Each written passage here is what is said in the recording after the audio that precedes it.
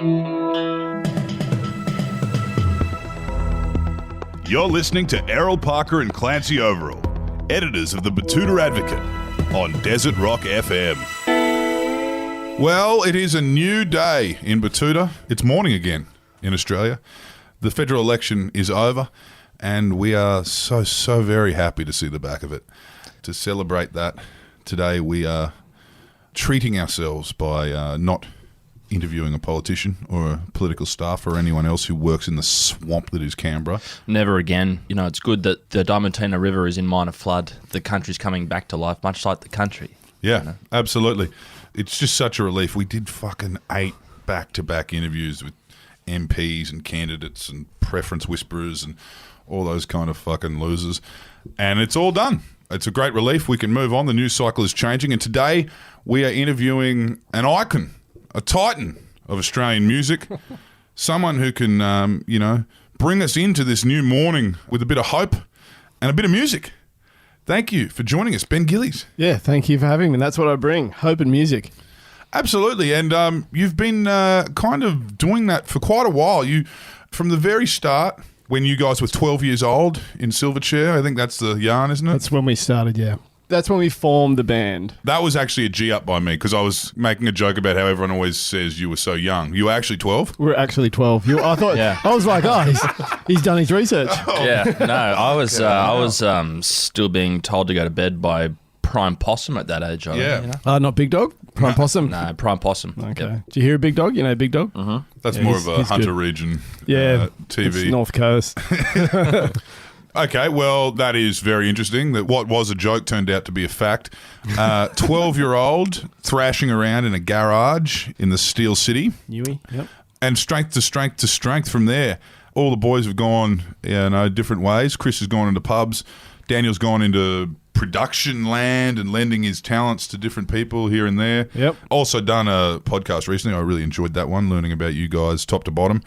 And yourself, you've been making music.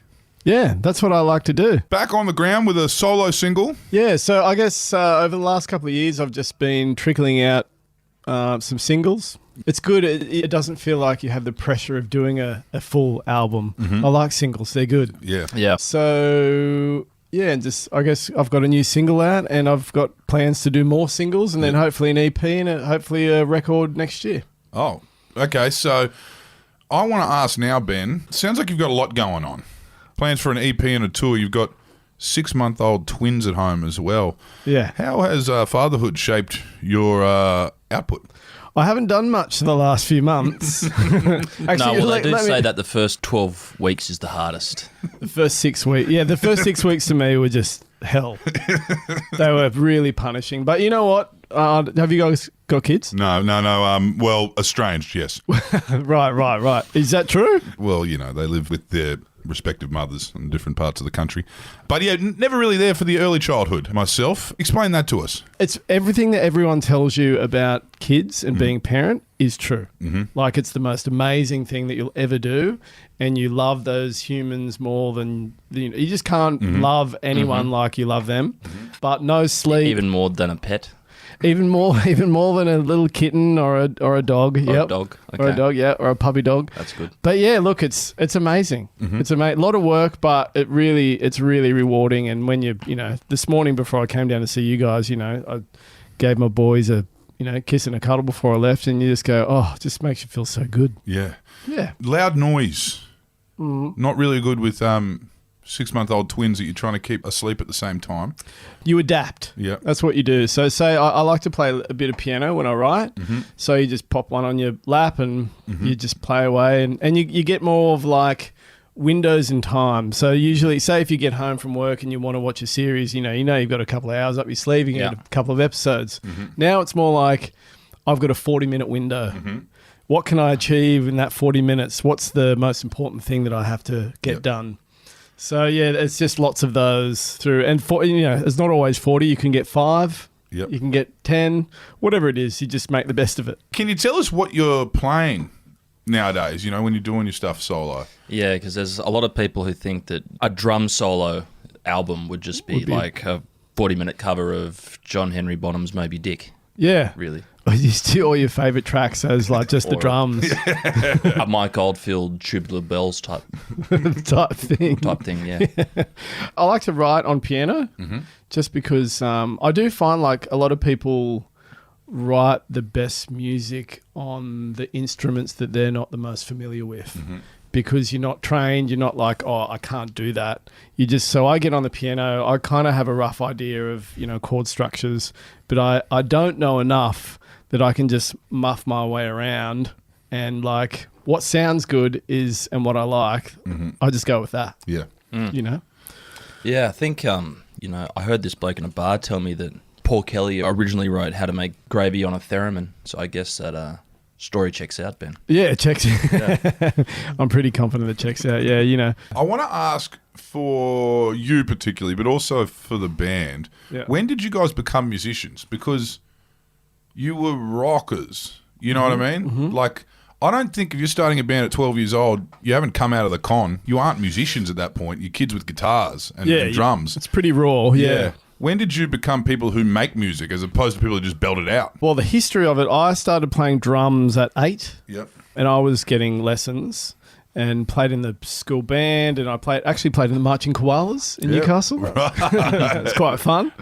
And Dan and Chris, I remember them, they were playing trumpet in the school band. Okay. Yeah, so we weren't very trained, I guess, when we formed the band at 12. And, we'd grown up. Yeah, we definitely hadn't been to the con, and we didn't, study Mozart or anything like that. We were just like listening to Led Zeppelin. And I think everyone has a ownership over a certain, movement in music. And for us, it was grunge in the 90s. Yeah. That felt like ours. So between the two, that for us, it was rock and roll. Yeah. And there's another question we ask people that come in here, and it's really funny because an example I'll give you right now actually involves you. We like to ask our guests, what point did you know that you'd made the big time? And the example we give is we had Mikey Robbins in here, famous Newcastle comedian of Good Newsweek fame, and we asked him that, when did you realise that you'd made the big time? Did you go back home and someone would say to you at the pub, oh, geez, you've done well for yourself, or something like that? He said, the moment I thought I'd made the big time, I was immediately humbled because he was asked to speak at Newcastle High. And he said, oh, well, I've made the big time then. My school wants me to come back. And then he said he got on stage and was talking about, when your kids leave and, bloody Sydney and, and then he looked down and he said a good chunk of Silverchair was sitting in front of him. And you guys had obviously already overshadowed him and were still students at school. That's hilarious. He was immediately humbled. What do you say? I can't say anything to you guys. Just like, what the fuck am I doing here? Ask him. Yeah, get these boys on stage to tell everyone about making it. Yeah, when you guys go to King's Cross, it'll blow your minds. But when did it feel like it was happening for you guys? For me, it felt like there was definitely a shift. We won a competition called Nomad through SBS, and the prize of that was to shoot a music video and record the song, which was tomorrow at Triple J, the studios, well, the ABC studios, the Triple J studios. And then Triple J grabbed that and started playing it. But once that single was released, like you could feel this groundswell, you could feel something was happening. But it wasn't until the single was released, and I think it'd been like 3 or 4 weeks at number one. And that's when you just kind of go like the first week at number one is pretty wild, But when it was like 3 or 4 weeks, and I think it maxed out at like 7 weeks at number one, and that's when we're there going like, this is just crazy. Like, what the hell is going on? But that's when it felt like, there was just this huge tidal wave on the horizon that was actually, no, the tidal wave had already hit us.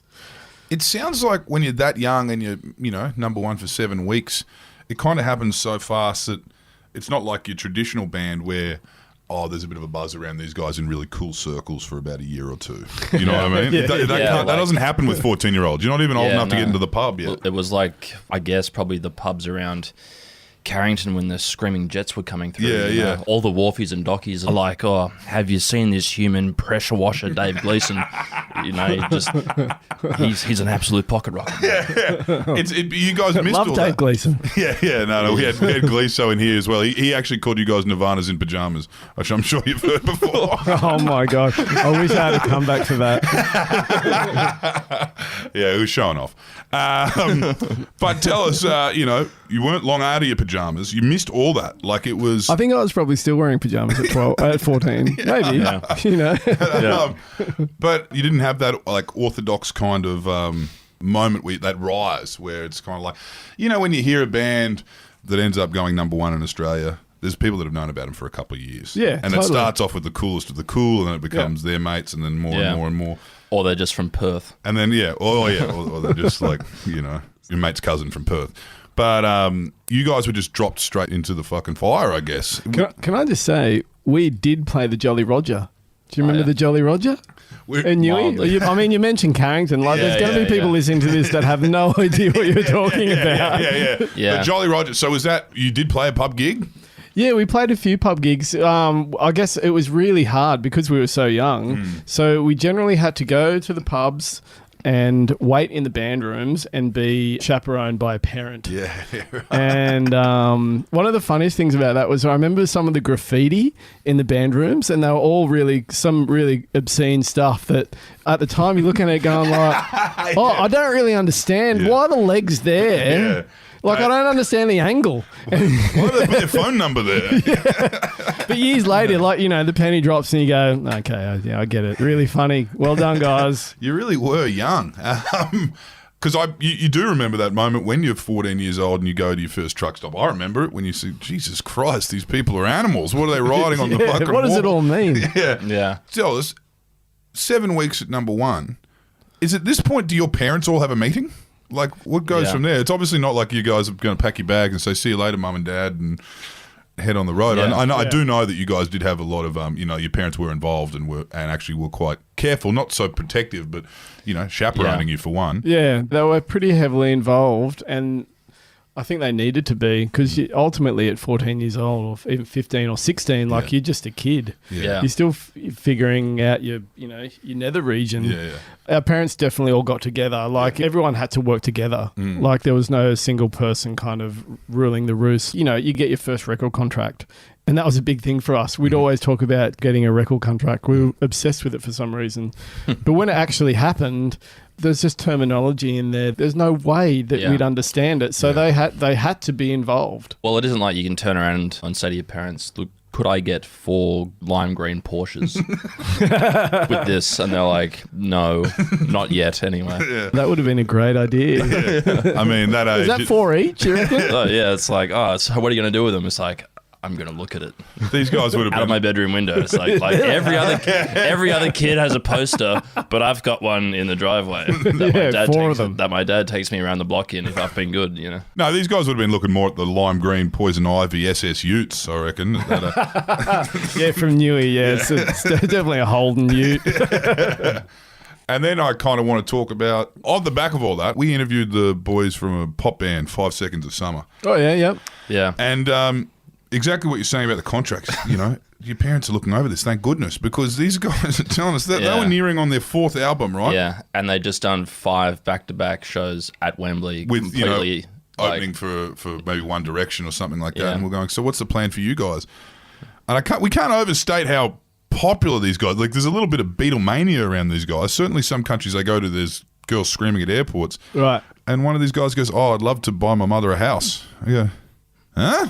What contract did you sign, son? It's like a 5-album contract. It's like, okay. And those were guys kind of got plucked off stage at the Annandale Hotel, and all of a sudden they're excited by the flights and the hotels they're staying in. They don't really realise they're paying for all of this. Right. You know what I mean? Yeah. And it's like, and I was like, okay, we can have anything in our rider. And you sign a 4-album contract. You're paying for it. Fuck me, Yeah, because our parents were all quite conservative. Like my dad was a plumber for 55 years. Yeah. And Dan's dad was a fruito. Chris's parents were dry cleaners. Pretty modest kind of small business. Yeah, family. And they didn't really know what they were looking at either. Yeah.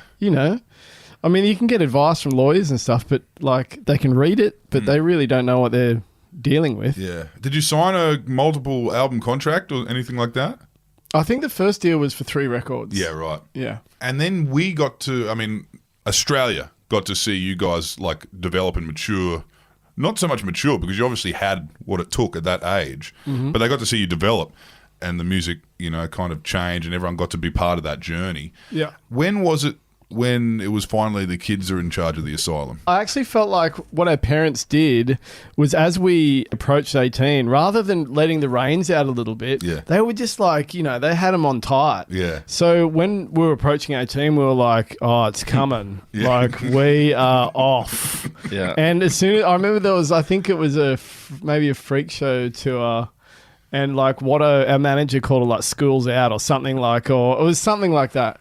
And I remember just going up the north coast of New South Wales and Queensland and just going crazy, because our parents weren't there. But if our parents let out the reins a little bit, we would have been more likely to go back and say, hey, Mum, Dad, we're going out for a few months. You want to just come and hang out for a week? Yeah. But because they were so strict on us, it was just like, nah. Yeah. See ya.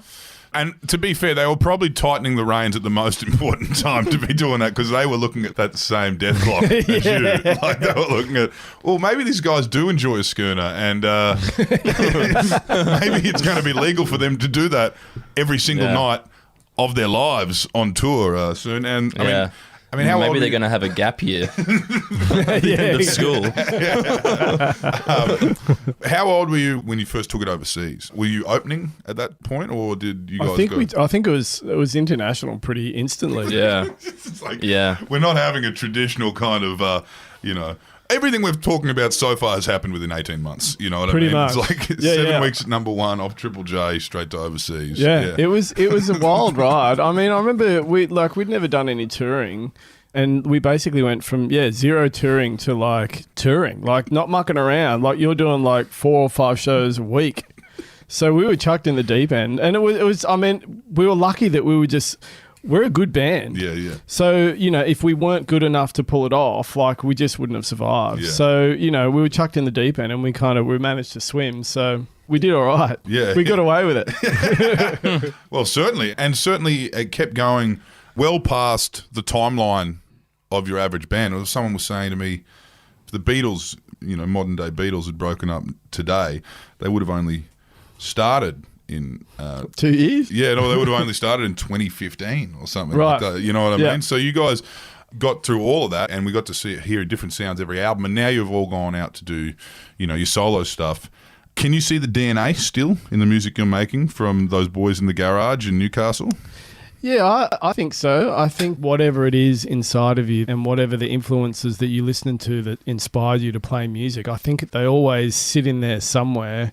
Whenever you come up with a melody or a chord progression, I think you subconsciously, draw on those influences. So, look, I definitely think the DNA is still present. Well, they say to never meet your musical idols. Have you ever met any of yours? Yeah, I have actually. I met, who have I met? I had the chance to meet Jimmy Page from Led Zeppelin. Big fan of those guys. Well, they're my favourite all-time band. Yeah. And James Brown. Yeah. Which was... James Brown? Yeah, which was really cool. How were they? I guess they're two people who've really tasted what it is, to be to be rock and roll. To be some sort of demigod on that kind of level. To be redlining for 40 years. Yeah. Where, I can't imagine that Jimmy Page would be the type of person you want to take fishing.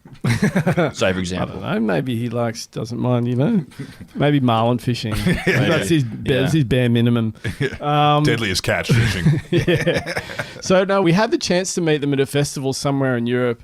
And I remember we were standing 20 meters away from them, and I was just fanboying, my bottom lip was going, and I was really nervous, and we didn't go up to them and say hello. It was Jimmy Page and Robert Plant, and I regretted it.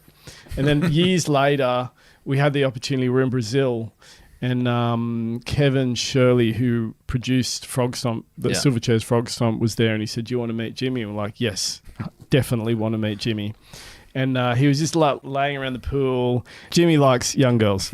Anyway, so we had 2 very young Brazilian girls just kind of hanging off him. And we just went and said hello. And he was really lovely. We chatted to him for 10 or 15 minutes and that was it. And he probably forgot all about it. But we were like, yes. But James Brown was probably my favourite. Yeah. So I called John Watson, and I said, look, if you can ever use Silverchair to get me to meet someone. This is the guy I want to meet. Yeah. Because I'm obsessed with James Brown. I love him. Anyway, he said, yeah, leave it with me. I'll see what I can do. And he hooked it all up. It was at the State Theatre in Sydney. And I went down to the band room and I was just standing there and he walked in with his manager and his manager came up and said, right, you're coming to meet this guy. And I was standing there. I was so friggin' nervous. The lip was going again. And anyway, James Brown walks up and said hello and we chatted for a little bit and I said, oh, look, I'm a big Led Zeppelin fan, but once I really got into your music, like the whole way I played changed. And he goes, that's because you got the funk. And I was like, oh, man. Thank you. Well, if you say so. That's all I ever wanted to hear from you. And then what did I say after that? Oh, that's right. And then I showed him, I've got a James Brown. Yeah, I'll show you. Yeah. So I then showed him this. Yeah. For the listeners at home, this isn't a small tattoo either. No. This is at least koi fish size. Yeah, it's big. Yeah. It's big. So I showed him the tattoo of himself, which must have been weird. Then he goes, oh, that makes me feel so good. I swear to God, that's what he I thought you were just about to say, he said, and that's it. God damn. Yeah, so that was, and then he ended with, I'm going to work real hard for you tonight. And that was it. Oh, that's glorious. And I was like, yeah, you do. You have a fear yeah. that if you meet someone like that, you're going to go, oh, he's a dick. Yeah. But it was totally like out of a movie, so I was completely Like happy. Once Upon a Time in Hollywood, kind of. Yeah, it's the great Tarantino version of James Brown. The fact that, meeting old mate Jimmy Page in Brazil as well, I want to talk about Brazil because for years, when you guys were on the road and you were, obviously biggest band in Australia, every time you had an album came out and then you'd tour between them, the thing that they would always say is, they're also huge in South America. Yeah. Is that just an urban myth, or did you guys do some They big love shows? their live music. That was legit. Yeah. So there's a bit of a story behind that, which I didn't know of, by the way. Again, our manager John Watson told me this story. So I think it was the parallel importing that Australia took advantage of in the 90s. Yeah. I think it was the 90s or early 2000s. It's a crazy time. It was a crazy time. It's like Wild West. So I think it was Sanity or a chain in Australia bought a ton of particular album. Oh, it was Neon Ballroom from Brazil. Yeah. I think it was like 40,000 albums or something crazy like that. Anyway, so the Brazilian record company didn't know that it was an Australian buyer. So they were kind of like, oh, wow, like this Silverchair record's going crazy in Brazil. So we're going to dump a ton of marketing behind it because it's going really well. Right. And as a result, it did blow up in Brazil and the band went crazy and then we ended up playing... So you just needed to be put in front of them, is that what you're saying? Pretty much, yeah. And then the band went off and we played Rock in Rio with like the Chili Peppers and had an amazing gig there. And ever since, we've just had this really incredible presence in Brazil. Was there any other secret kind of dark horse markets that you didn't expect? Germany was a bit... It went really well in Germany. Yeah, we did really well there. It was the time before, you had these computer analytics where you can see where people are streaming your music. Really. Yeah. You don't have the data. Where the tickets were selling back then. Yeah, they just put it out and hope that people buy it. Well, it's like we had this bloke who used to play the pubs around here. He learnt that he was really big in Ireland through all that data. So he moved over there and he's enjoying a career as like a mid-level, like he's able to live and work as a musician. Awesome, that's amazing. But just in Ireland. It's like every time I've tried to go to Scotland or England, they'd just like turn off this fucking Celtic rubbish. Yeah, it's just Irish expats. Irish expats come to his Scotland gigs. Yeah. Well, it's kind of like, remember the story, is it Sugar Man? Remember that documentary? Yeah. You just don't know where... Rodriguez. You just don't know where there's going to be pockets of fans, Yeah, Germany's an interesting one, but I suppose Germany was enjoying rock music, I guess, for the first time. They love it. It was their first decade of the wall being down, and they got to stay out all night. You know what? I've got a good story of Germany.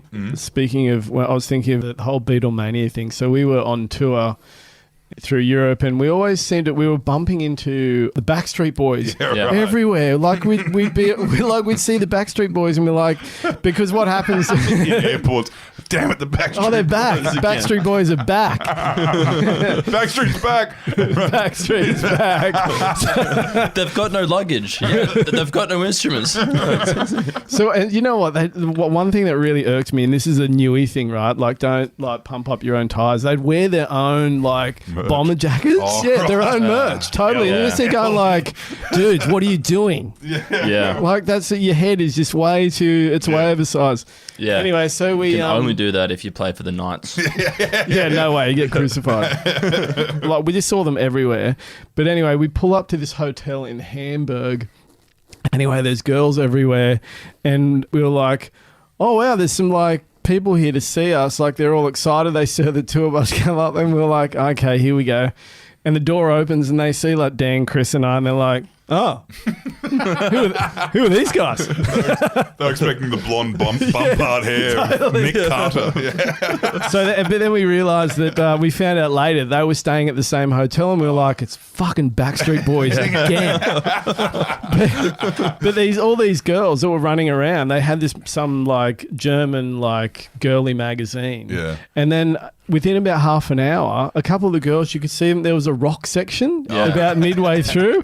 A couple of them looking through, going, "Hang on, look, there was an article in there about us," and they're like, "Hey, this looks like those guys." Yeah. So they started kind of going, "Oh, well, great, we'll get you to sign this and get photos." And they're going, "You have no idea who we are." Yeah. We're just kind of riding the wave of Backstreet Boys. This era of kind of Channel V, Triple J, Big Day Out, that was a big kind of moment in Australian music and kind of pop culture history. You guys were kind of steering that ship to a degree. You probably, not to gash your Newcastle ties up too much, but you guys were I thought you were kind referencing the Pashabalka there for a second. What was that like in those days when it was really, Australian rock, and it became quite a big export around the world? Yeah. I don't know. It just felt like you were part of like a big Australian music fammy. Yeah, yeah. Like everyone was really supportive of each other, and yeah, it was just like a movement. Like we just felt like we were part of it. I guess, the high watermark of that era, as they say, where the rave rolled up the beach, got to the highest point and came back. That highest point would be like your Wave Aids. Something like that. That's where Australian music peaked. the mega charity festivals? Yeah. I do have to say, Wave Aid was pretty special.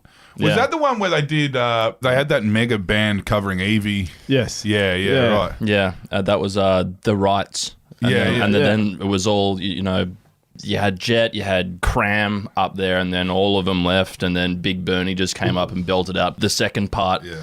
and then just left. Yeah. It's like, thanks, guys. That's bye. rock and roll. Yeah.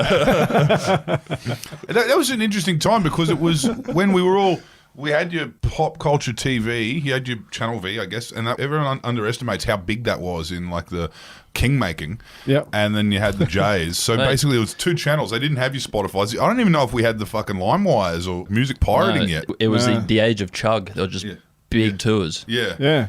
Yeah. Well, I think, even if you take a step back from that, I think about like the TV hits. Yeah. I think there are segments in, musical, the way we consume it. I guess just at the moment it's like, I really like Spotify and Apple Music because you want to hear a song, it's just instant. Yeah. Which is great. There's a bit of romance that I miss. Yeah, and there's not a real tide rising together. It's all a bunch of microcultures as well. You can listen to whatever your genre is at any time. And, maybe those kind of artists that would once be frontlining Australian music are kind of looking for their audiences, and it's getting a bit niche for them. Yeah, I think across the board it's like that. Unless you're a mega artist. Yeah. It's like that data, like, people just focusing in on those people that want to hear your music, which is good. You're getting served up stuff that supposedly, they know you're going to like it. Yeah. But, the music discovery is also a lot harder, I find. Yeah. It's funny, though. I think those algorithms, Netflix kind of pioneered this. Those algorithms are actually being found to there's a bit of fatigue. Like Netflix started. Remember, House of Cards was a great one, a great Yeah. example of it. They looked at the data and they said, our audiences want to see more spacey. They want more political thrillers, and they want more. They really All lent this. into that. Yeah. That like this is obviously a popular genre, Yeah. so Yeah. we're going to really serve it up to them. And they gave it to them based on what they wanted. Yep. And that was great for that TV series. But I actually think there has been a bit of fatigue, and I think people actually do like having something presented to them. Yeah. They always will. That's refreshing, that they've never had anything to do with, and they can learn to love, as opposed to just like, oh, this feels familiar. Yeah, 100%. I think that's happening across the board with a lot of stuff, including music.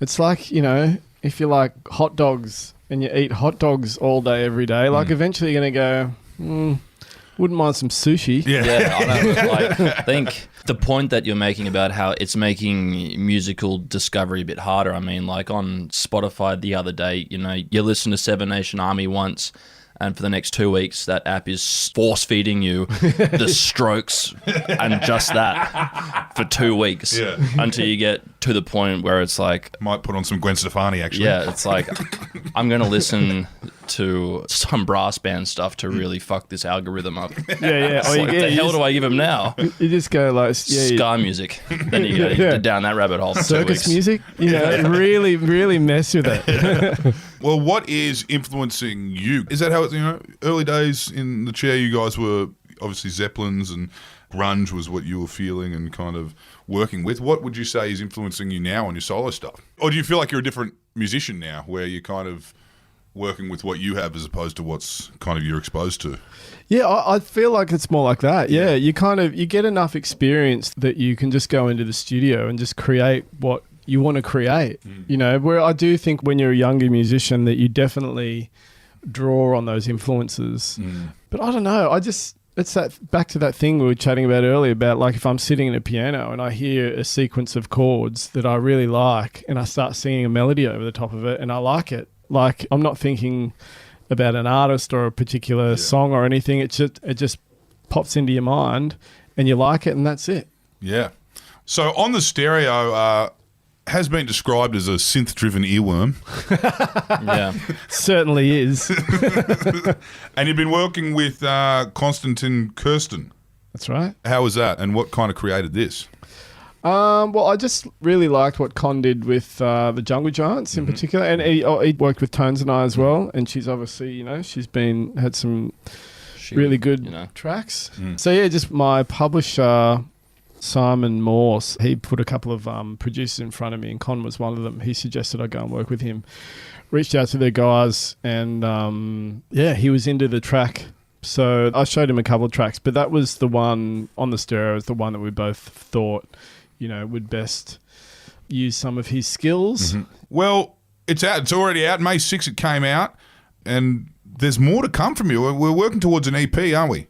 We do. There's a couple more singles in the pipeline. There's another, I won't tell you what it's called yet, but the next single, I'm really excited about it. It's really different to everything that I've ever done, and I don't even know why I'm talking about it. I should be talking about it on the stereo, which I'm also very excited about. I'm going to stop right there. On the stereo, it's listen good to see. it. There's a lot of pots on the stove, mate. It's good to see. Ben Gillies, you still got it. It's out there, as we just said. In this day and age, you can find it in a minute on the stereo. Tune in, and thanks for joining us, Ben. We got through this whole thing without mentioning Housewives. Yeah, no, that's my wife's thing. Let's just keep talking about music. Yeah. We can save that for part 2. Thanks for joining us. Yeah, thanks for having me, guys. Thanks, mate.